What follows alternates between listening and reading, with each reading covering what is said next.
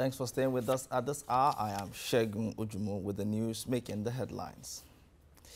Now, in the spirit of collaboration in the battle against terrorism, the National Economic Council has given the federal government leave to spend the sum of $1 billion to fight insurgency. Those funds are to be taken from the excess crude account. The council, which met yesterday at State House Abuja, also discussed the gaps in petrol supply, receiving assurances that distribution will reach all parts of the country within the next 48 hours. State House correspondent Kehinde Amodu reports. It's the 83rd meeting of the National Economic Council and the 10th meeting of the body in 2017. Part of the issues considered were an update from the forensic audit of revenue that accrued into the Federation account up to 2015. The committee powering the probe says the auditors, KPMG, are still conducting the audit of the Nigeria Customs Service and the Nigerian Communication Commission and hope to conclude by January 2018. The body is making a definitive statement on the federal government's efforts to secure the country, especially the achievements that have been recorded so far in the fight against insurgency, particularly in the Northeast. We expect that the contribution of the states to this effort is going to cover the whole array of activities required to secure the country and fight counter-insurgency. So we expect that the amounts will include but not be limited to purchase of equipment, procuring intelligence, logistics, and all what is required to ensure that we finally put an end to the scourge of insurgency. Meanwhile, though, budget support facility loan for the month of June, July and August has been paid to states, Minister of Finance Kemi Adeosun is threatening to stop any further disbursements. The Honorable Minister of Finance informed Council that the budget support facility to states is also based on certain conditions as agreed under the Fiscal Responsibility Plan. But she complained that most states are yet to comply and added that non-compliance would make her ministry stop any further support be given to any of the states that did not comply. The Accountant General of the Federation indicated that the balance in the excess crude account as at November 17, 2017 stands at $2.317 billion.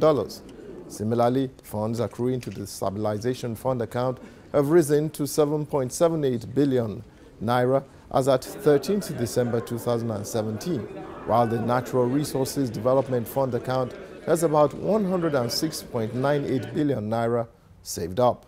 From State House Abuja, Kehinde Amodu, STV News. The House of Representatives Committee on Commerce on Thursday held its budget defense with the Ministry of Trade and Investment and other agencies presenting their 2018 budgets. The chairman of the committee has threatened zero allocation for MDAs who failed to defend their budgets. Correspondent Grace Bennett reports. Gathered here are stakeholders in the commerce sector, the Ministry of Trade and Investment, Corporate Affairs Commission, Nigeria Export and Promotion Council, among others. The chairman of the committee had earlier threatened zero allocation to the Ministry of Trade and Investment for failure of the minister to appear in person. I've invited the minister on so many programs of the National Assembly that has to do with the ministry. The committee is also worried over the poor relationship with the House and the industry. While he was making his remarks, the Minister of State arrived at the hall.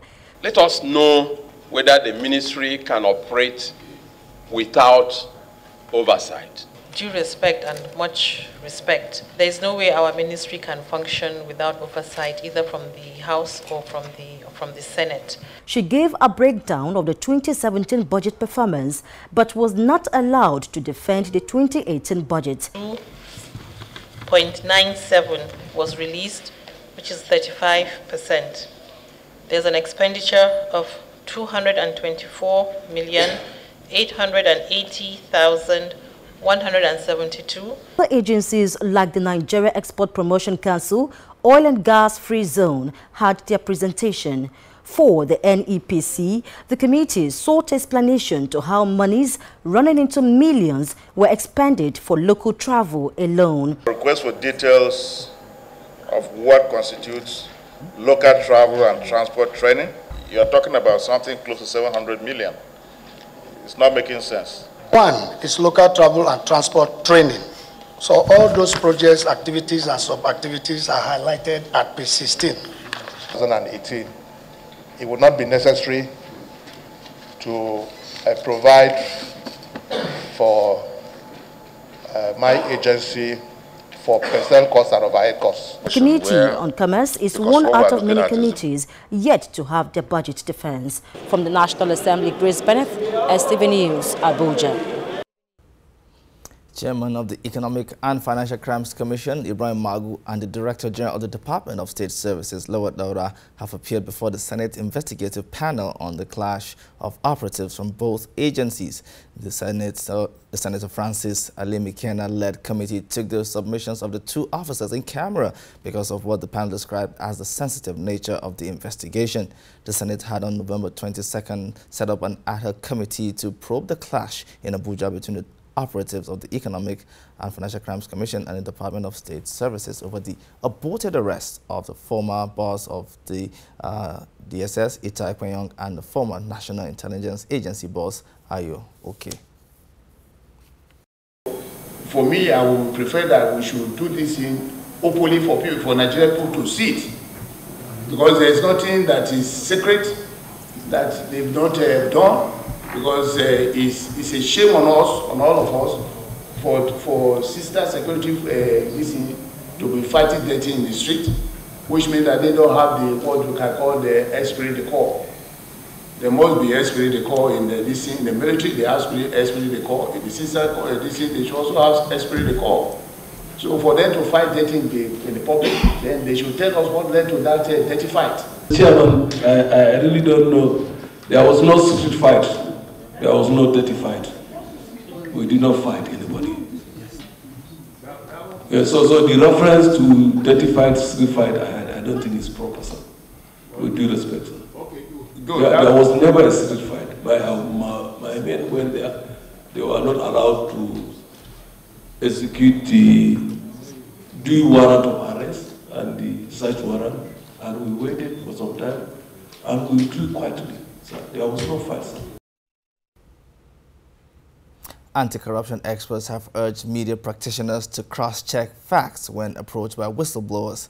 This was at an assessment of the whistleblower policy by the African Center for Media Literacy in Abuja as it appraised the impact of the war against graft. Correspondent Amadine Uyi reports.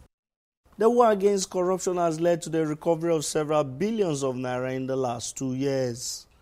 This has chiefly been responsible to the whistleblower policy adopted by the present administration. The whistleblower policy serves as one of the mechanisms that puts in place to ensure the recovery of our commonwealth. It's just to complement all our anti-corruption agencies, EFCC, ICPC, Code of Conduct Bureau, and other agencies. While anti-graft experts say the initiative can boost the war against corruption, they say it also encourages citizens buy-in. The risk of corruption is significantly heightened in environments where the reporting of wrongdoing is not supported or protected. The National Assembly recently passed the Whistleblower Bill.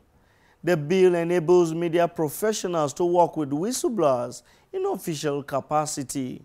However, media practitioners have been warned to verify information received from whistleblowers. In the last 1 year of this policy, the media has played a very active and very active role in the journey so far to where we are. Somebody blew a whistle. I ran the story. This is the second year I've been in court. The man who blew the whistle just said, I gave you the information. He denied me at the end of the day. From Abuja, Amadine Uyi, STV News. Now, stakeholders in the oil sector have called for the improvement in metering in the oil and gas sector. They say Nigeria loses billions of dollars annually due to poor metering infrastructure. Ajek Mangut reports. Inadequate measurement equipment, improper production allocation system, weak regulations are some of the concerns of these stakeholders in the oil and gas industry. They are particularly concerned about the non-implementation of recommendations of audit reports by the Nigerian Extractive Industries Transparency Initiative, NITI, especially that of 2009. The reports have highlighted inadequacy of methodology and equipment for measurement of hydrocarbons that are produced, refined, imported or exported. There are several estimates. There is an estimate that Nigeria loses about 2 trillion in 2 years. There is another estimate that Nigeria loses $5 billion in 1 year. There was a study that was conducted by NITI 8 years ago, and recommendations were made on what needs to be done to improve the metering infrastructure in Nigeria. But the challenge is that up till now, nothing has been done. This is why they're calling for proper metering infrastructure to be put in place. Beyond this, they say the Department of Petroleum Resources should improve regulations and fine for defaulting companies should be increased. Now, putting that in perspective, imagine if a company is gaining or losing 6,000 barrels per day because of poor metering or poor processes in metering. That's, if you put that in perspective, in talking about the amount of money we put in the budget, which is $45 to $47, you're going to be talking about something like $82 million per annum, which is massive amount of money that can take care of a lot of things in this country. And expectations at this meeting is that the recommendations will be implemented this time around. Ajek Mangut, STV News. The Community Health and Research Initiative has urged the federal government to increase health budget towards universal health delivery. The press secretary of the Universal Health Coverage made this statement during a program organized to mark this year's Global Universal Health Coverage Day in Abuja. The Community Health and Research Initiative has urged the federal government to increase health budget towards universal health coverage. The press secretary of the Universal Health Coverage made the statement during a program organized to mark this year's Global Universal Health Coverage Day in Abuja. We all know that the budget for health has dropped. So one of those things that we are calling for is the increment in the budget for health to at least 7.5%. And gradually we move towards getting that 15% Abuja declaration instead of dropping back. At a time it was 9, it became 6, it became 4, now it's going to 3. What will happen in 2019 and beyond? Over the world, civil society organizations use universal health coverage to call on their government both at national and subnational levels to step up actions that will provide equitable health care for all without any form of discrimination. We lose more children, we lose more people. That is why we're coming together to now remind the government of the consequence of not increasing this budget, of the consequence of not approving the 1% consolidated revenue, of the consequence of not adhering to the Abuja Declaration. There are very dire consequences, and we're going to hold the government accountable, and we're going to hold them responsible. But then again, like we said, the National Assembly has their job. We have ours. National Assembly make sure that the government do what they need to do. We make sure that we say what are the necessary things. The media, we make sure if you all come together and work together on this passionately, I can assure you of one thing. There will be a movement, and it will be a positive one. The call for increase in budgetary allocation to the health sector comes following increasing dwindling health indices. The International Federation of Women Lawyers in Nigeria has added its voice in condemning the upsurge in cases of human trafficking women and girls from the African continent to European countries. The Abuja branch of FIDA, which celebrated its 2017 Law Week, brought to the fore continuous trafficking and exploitation of women in international territories. FIDA believes Nigeria must first deal with the issue of desperation of women and children in the seeking greener pastures outside the country. Of course, we need continuous enlightenment and education. We need to have also introduced whistleblowers. Whistleblowers in the sense that these, persons being trafficked, you understand, our children, our brothers, our relations. Human trafficking is one of the worst things that can happen to any group of people. And that's why all of us must work very assiduously to make our country very comfortable so that people cannot easily be lured away of greener pastures. Let the average citizen of Nigeria get something that he or she can be proud of. So when you're telling her about El Dorado somewhere else, you'll say the El Dorado is here in Nigeria. Because if the government should do the needful on their own side, if there are enough laws, we are not asking for more laws, there are enough laws, the issue is implementation. The traffickers, how many of them has been brought to book for people to see, to serve as a deterrent to those that are intending to become one? As a Moso, we should try to create better social welfare policies like we have in developed countries, and then maybe give free education. Nigeria, we are rich. And now to the court now, where Mariam Sanda has been denied bail by the Federal Capital Territory High Court. Mariam is currently standing trial for the murder of her husband and son of former national chairman of the People's Democratic Party, Biliamin Bello. Presiding Judge Justice Yusuf Halilu said the defense failed to show special cause for her bail. The court ruled that arguments of health status and the fact that she was a nursing mother were not general principles for granting bail. Mariam's mother and 2 others were, however, granted bail. Now, victims of a tanker explosion at the Festac Link Bridge in Amuwo-Odofin local government area yesterday are counting their losses. They also blame the incident on the driver's incompetence. Now, they are calling on government to restrict the movement of tankers and articulated trucks. Vivian Okuche has more. Look at this bridge now. It's very dangerous now. Gathered at the scene of Wednesday's tanker explosion at Festac, these people say the accident was avoidable.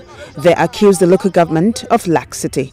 During Ayo's administration, I noticed that they don't allow long vehicles to get access to this bridge. But since then, the boys there at the first gate, you can see, they take a certain amount of money to allow long vehicles to approach the bridge. Past local government, that is Ayo, he tried and fight this thing to do cross back. He do it at first gate, do it at Alakija, Agboju, and Amu, that is this Dropa Road. He tried, this is what he's tried to protect. Blaming the incident on the inexperience of the tanker driver involved in the accident, these victims who suffered losses narrate their ordeal. If the driver is experienced, he would have been able to control this thing. He wouldn't have land crashed. I don't know what happened. I saw Lagos State sharing a firefighting truck to local government. None was given to Festac because they came here, they would have saved most of these vehicles. But by the time they came, they couldn't do anything. It's a colossal loss. Right now, I cannot put. There are some vehicle here. This particular vehicle is a Honda Touareg. It's 11.5 million naira, 2015 model. This is Nissan Sunny Stanza. It is 2014.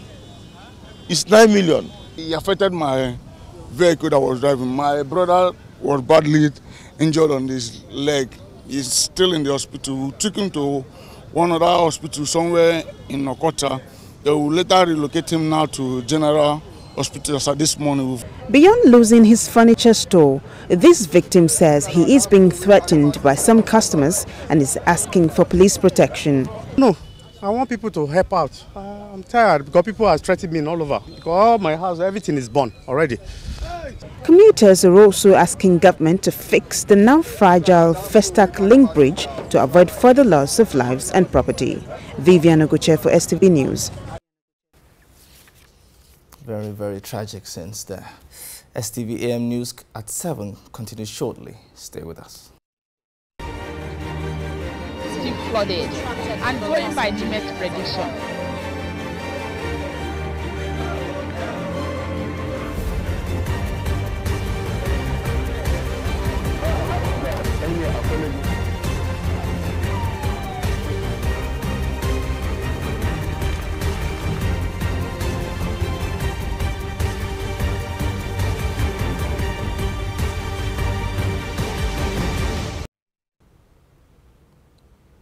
On the foreign scene, a train and a school bus have collided near a town in southern France, killing at least 4 children. Another 19 people were reported to be injured, 7 of them seriously. In the incident, the students on the bus are reported to be between the ages of 11 and 15. Pictures from the scene show the school bus sheared in 2 by the force of the crash. Syria's chief negotiator Bashar al-Jafari blamed the West, the Saudis and the United Nations on Thursday for the failure of the latest round of peace negotiations to end the country's devastating civil war. Al-Jafari said the Syrian opposition, supported by Saudi Arabia, was setting a precondition of the removal of Syrian President Bashar al-Assad as part of the discussions. As long as they maintain this, there will be no direct talks between the Assad government and the opposition, al-Jafari said. He also criticized UN envoy Staffan de Mistura for comments made to Swiss television on Wednesday, calling on Russian President Vladimir Putin to have the courage to convince his Syrian counterparts to hold new elections. Up next is entertainment news.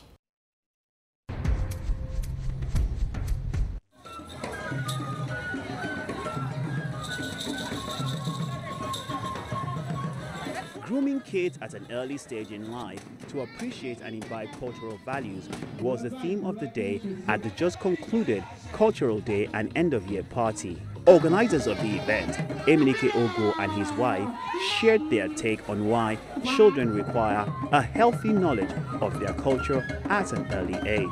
I will advise the parents to really teach the children their language. Take them home, always.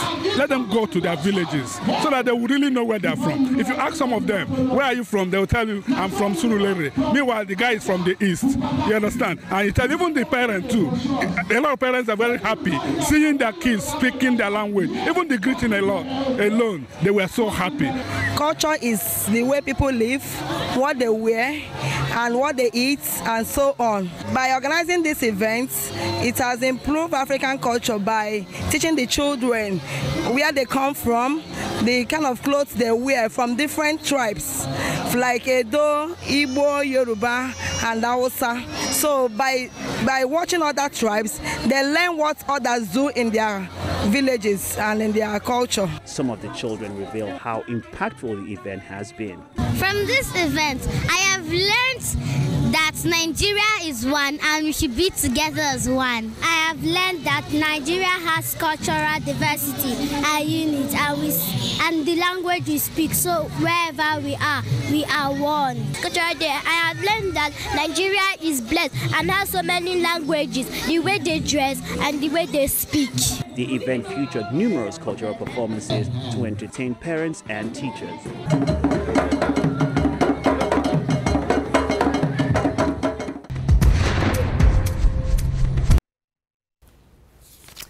In sports now, Nigeria Football Federation President Amaju Pinnick has read the Riot Act to the staff of the federation in the wake of sanctions imposed by FIFA for fielding an ineligible player, Abdullahi Shehu, in the national team's final 2018 World Cup qualifier last month.